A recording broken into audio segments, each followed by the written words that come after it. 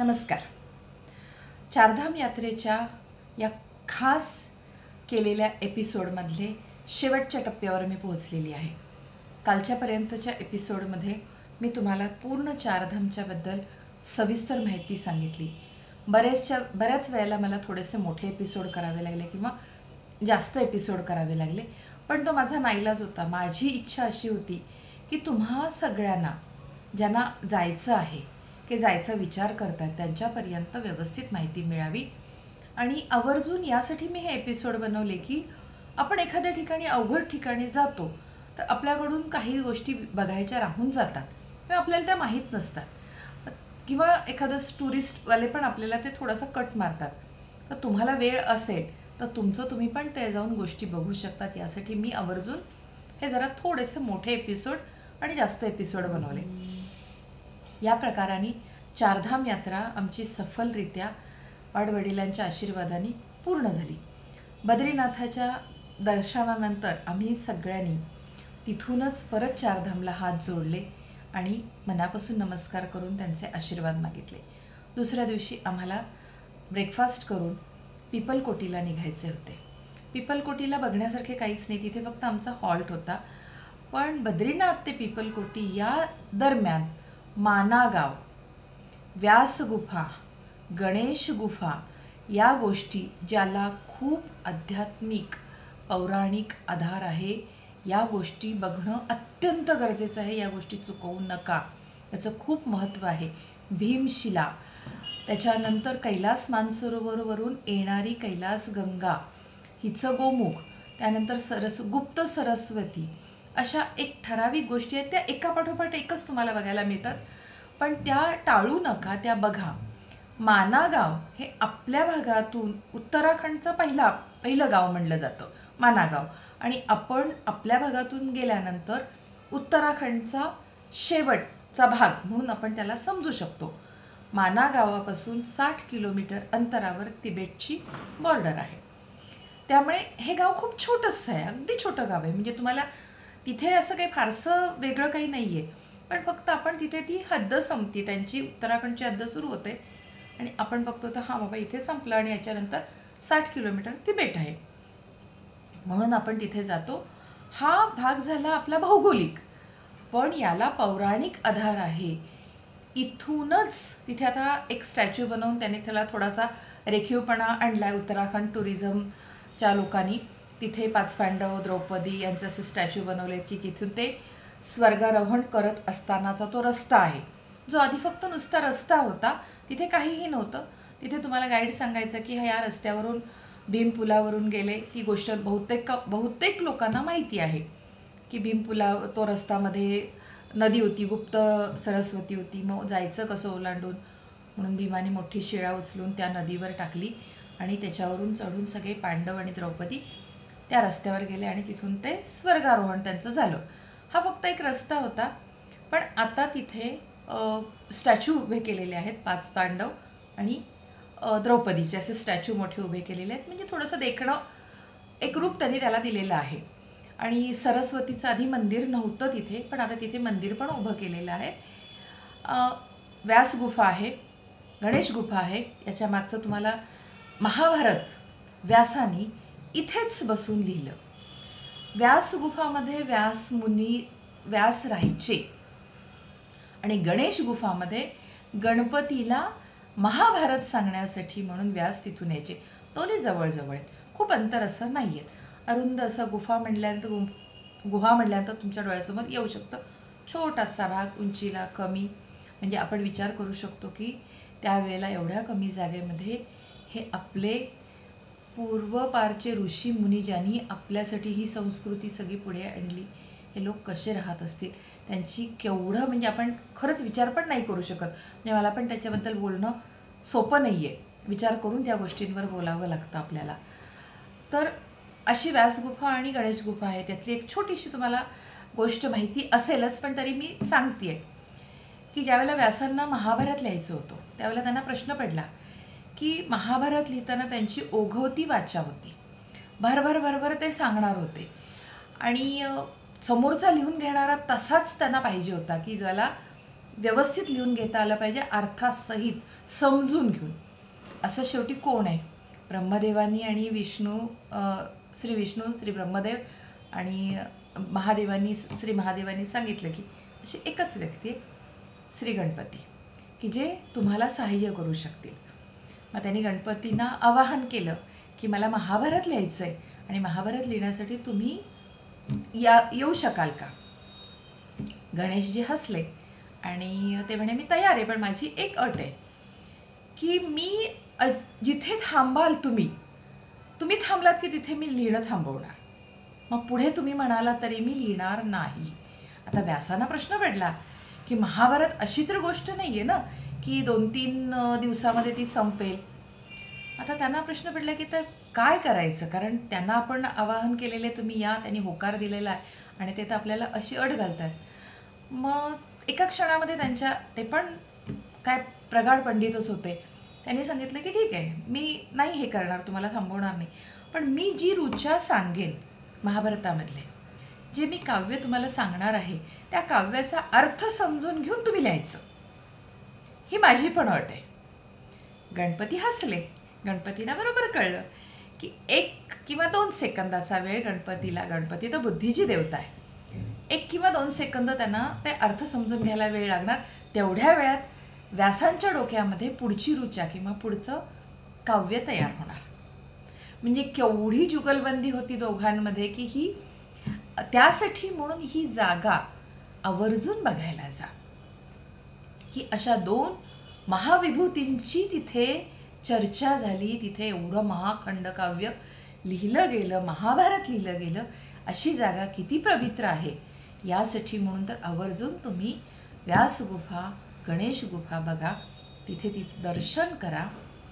हां, आता तिथे पण मी तुम्हाला सांगते की रस्ता अरुंद आहे, बऱ्यापैकी चढ आहे. पहिल्यांदा चढायचं आहे, नंतर थोडासा सरळ आहे आणि परत तो खाली भीमशिला सरस्वती, गुप्त सरस्वती बघताना तो परत उतरायचा आहे. आणि तिथे तशी डोली फक्त मिळते. एक तर तुम्हाला पायी जावं लागेल, नाहीतर डोली नाही, पिठ्ठू आहे, पिठ्ठूने तुम्ही जाऊ शकता. पिठ्ठूचे साधारण 400 रुपये जाणे आणि 400 रुपये येणे, 800 रुपयामध्ये एका व्यक्तीला तिथे जाता येतं. म्हणजे तसं स्वस्त आहे, भाव काही फार नाही आहे. पण आम्ही आमचा ग्रुप सगळा पायी गेलो आणि पायी आलो. पूर्ण सगळं आम्ही व्यवस्थित बघितलं. एक मस्तक श्रद्धेने आणि आदराने प्रत्येक ठिकाणी झुकत होतं. व्यासगुफा बघितली, गणेश गुफा बघितली. पुढे सरकत आम्ही सरस्वतीच्या उगमापर्यंत आलो. कैलास मानसरोवरवरून येणारी कैलासगंगा, तिचं पाणी भरून वगैरे नाही घेतलं, पण तिचं थोडंसं तीर्थ घेऊन थोडंसं डोक्यालाही लावलं. पुढे मात्र मी अगदी त्या जे स्टॅच्यू बनवलेले आहेत तिथपर्यंत मी काही गेलेली नाही आहे, कारण मला माहिती होतं की त्याच्यापुढे तसा का शो केलेला आहे, सध्या डेकोरेटिव्ह फोटोंसाठी वगैरे केलेला आहे, म्हणून मी तिथूनच हात जोडले आणि आम्ही परत फिरलो. अशा रीतीने आम्ही माणागाव, व्यासगुफा, गणेश गुफा, गुप्त सरस्वती, भीमपूल या सगळ्यांचं दर्शन घेतलं आणि शांत मनाने आम्ही आमच्या गाडीमध्ये परत बसलो आणि पिपलकोटीला पोहोचलो. हा झाला पिपलकोटीपर्यंतचा माझा प्रवास. पिपलकोटीला आम्ही मुक्काम केला आणि दुसऱ्या दिवशी सकाळी पिपलकोटीवरून आम्ही हरिद्वारला यायला निघालो. परत तोच 2-250 किलोमीटरचा टप्पा होताच, पण त्यामध्ये एक महत्त्वाचे ठिकाण होते जे मला पण नव्हतं माहिती.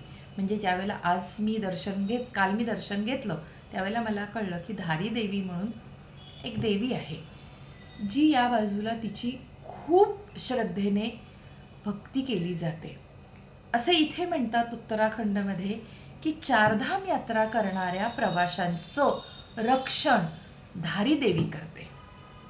त्या लोकांना कुठलाही त्रास होऊ नये याची काळजी ती परोपरीने घेते. आणि म्हणून पूर्ण 4 धाम यात्रा पूर्ण झाल्यानंतर तिच्या समोर नतमस्तक होऊन आपण तिची प्रार्थना केली पाहिजे की तुझ्या आशीर्वादाने आमची 4 धाम यात्रा सुखरूपरित्या पार पडली. म्हणून आम्ही जाता जाता धारी देवीच्या मंदिराजवळ उतरलो. फार पूर्वीपर्यंत म्हणजे याच ट्रिपच्या एप्रिल-मेमध्ये एक पूल आहे, त्या पुलावरून मंदिराच्या अगदी जवळपर्यंत ट्रॅक्स वगैरे अशा जीप चालायच्या, त्यामुळे तुम्हाला फारसं चालावं लागायचं नाही. पण इकडे कलेक्टरला DM म्हणतात. तर DMनी यावेळेला बंदी आणली की काही असेल कारण, मला नाही माहिती, कळलं नाही मला कारण त्याचं काही, पण आता ट्रॅक्स किंवा जीप वगैरे चालत नव्हत्या, म्हणून मला परत तिथे आमची पायपिट्टीही झाली. तिथे पण असंच आहे की बऱ्यापैकी उतार जाताना काही वाटलं नाही, कारण तो जाताना पूर्णपणे उतार होता. तो बराच एक 10-15 मिनटं चालावं लागलं आणि अशा नैसर्गिक उतारच होता तो, म्हणजे बांधलेल्या पायऱ्या वगैरे नव्हत्या. त्यामुळे तो उतारताना आम्ही व्यवस्थित उतरलो. दर्शन वगैरे तिचं घेतलं. काली रूपामधली धारी देवी आहे, तिचा अर्धा भाग त्या मंदिरामध्ये आहे. म्हणजे पोटापासूनचा वरचा भाग त्या मंदिरात आहे आणि पोटापासूनचा खालचा भाग गढवालचे श्रीनगर, काश्मीरचं तिकडचं श्रीनगर नाही, गढवालमध्ये पण श्रीनगर आहे, तिथे तिचा अर्धा भागाचं मंदिर आहे. अशा रीतीने हिचं पूर्ण मंदिर गढवाल आणि पिपलकोटी आणि हरिद्वारच्या मध्ये धारी देवीचं मंदिर जे आहे ते आहे. काली मातेची ती मूर्ती आहे. असं आहे, आम्ही दुपारी गेलो तर मला आधी माहीत नव्हतं, मला मी नंतर थोडंसं त्याच्याबद्दल माहिती मला नीट कळत नव्हती, म्हणून मी गुगलवर सर्च केलं. तर त्यावेळेला मला कळलं की ही धारी देवी हिचीच आपण चमत्कार जे म्हणतो असे आहेत की ही दिवसातून 3दा रूप बदलते. सकाळी ही लहान मुलगी असते, म्हणजे हिचा चेहरा तुम्हाला एखाद्या छोट्या लहान मुलीसारखा दिसायला लागतो, कुमारिकेसारखा.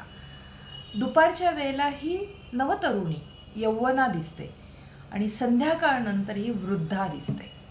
हे मला त्यावेळेला कळलं. मी दर्शन घेतलं पण मला यातलं काही माहीत नव्हतं. मला आवडलं.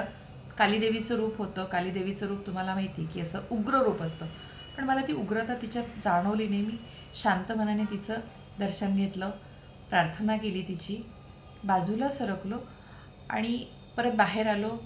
चढताना मात्र परत दम लागतो, कारण तो चांगलाच चढ आहे. 15 मिनटं तुम्हाला चढत चढत, पण बसण्यासाठी ठिकठिकाणी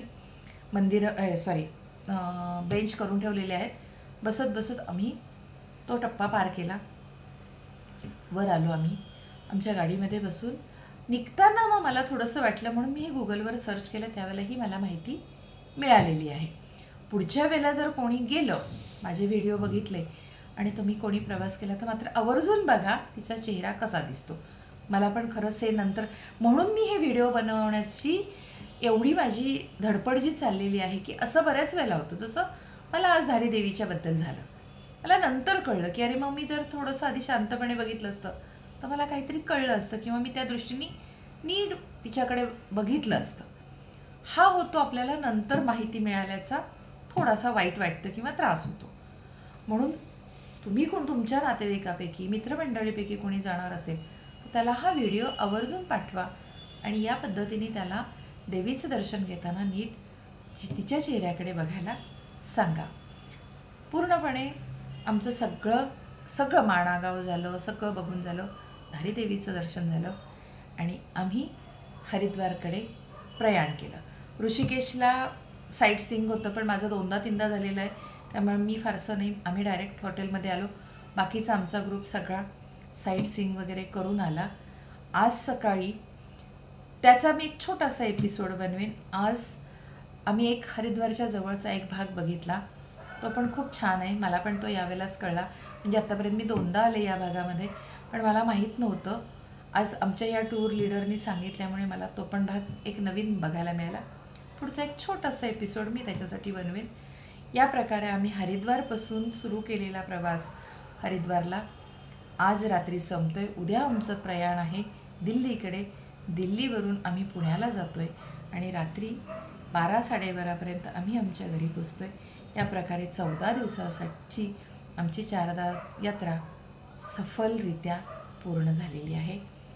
भेटूयात असंच. जर पुढे कुठला एखादा अवघड जर मी कुठला टूर केला तर त्याच्या एपिसोडसहित मी पुनश्च आपल्या भेटीला येईन.